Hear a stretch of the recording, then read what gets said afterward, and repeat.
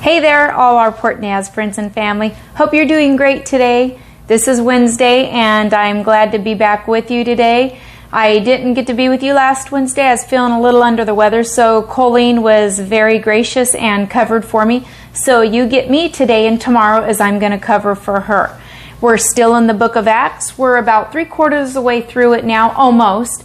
And we're going chapter by chapter, verse by verse, and I hope you're enjoying the breakdown of this as the staff is bringing this to you. So today we are going to be going over Acts 18, starting with verse 18. So let me start with that today.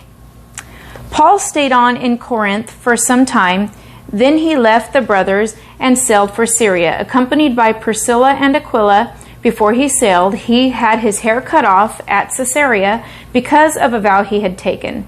They arrived at Ephesus, where Paul left Priscilla and Aquila. So I want to stop there for a moment and just share with you that as Paul was traveling, there was certain things that were done at times for vows that we're taking. And so sometimes the completion of a vow was shown by cutting off of the hair. So this is probably what happened there. Paul had completed a vow he had taken, so then he cut off his hair to signify that. And then he does show that he has Priscilla and Aquila with him. And the reason he would have left him at this time, it says he himself went into the synagogue and reasoned with the Jews. When they asked him to spend more time with them, he declined. But as he left, he promised, "I will come back if it is God's will." He did like spending time in Corinth. However, leaving Priscilla and Aquila behind as he went in the synagogue would have been important because the two of them would have been a vital part of trying to figure out what their steps would be in the traveling, and they would have had some great insight for him. So he left them back behind to kind of do some planning. It kind of reminds me of as we travel, someone kind of is the map person and someone else is the person that does the driving or going. I don't know how you guys handle that in your life, but Tim is usually the driver and I'm usually the map person. And what's pretty funny is I did not realize how much stress can take place just when you're trying to figure out where to go. So having a good plan and things set up beforehand is always nice. But it was more important for Paul, though, because this had to do with ministry. Paul was wanting to make sure that the places he went were places that were intended to go due to the will of God. And in our map of life, it is really important to make sure and be prayerful about the things we do and where we go, because if we include God in that, He can always work in and through it.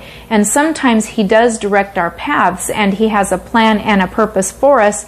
And when we seek that plan, that route per se, He is in the middle of it. And sometimes we have those amazing God encounters along the way, and sometimes it's just fulfilling His plan for our life. So let me continue on. So he had told them that if he could, he would come back, and he made them that promise. And he said, "I will come back if it is God's will." So again, that's stating that, I've got to go where God is calling me to go, and if it is His will for me to come back, I'll come back. But also stating he knew that there were certain places that God wanted him to be, to hear the gospel, to hear the good news about Christ. So going back and visiting with the people he loved, he wanted to do, but at the same time, if he needed to be somewhere else, he fully intended on making that happen. Then he set sail for Ephesus. Now, where he's at right now, this is part of his second missionary journey. So he made more than two, but this is during his second one. Then it says, when he landed at Caesarea, he went up and greeted the church, and then went down to Antioch. After spending some time in Antioch, Paul set out from there and traveled from place to place throughout the region of Galatia and Persia, strengthening all of the disciples. So this truly was a missionary journey where Paul knew that there were individuals he needed to encounter, synagogues he needed to preach in, and places that he needed to go where people needed to hear the word of Christ. It needed to be spread. God may not be calling you to take that type of missionary journey, but your mission field is right here around you. All of the people that God puts in your life.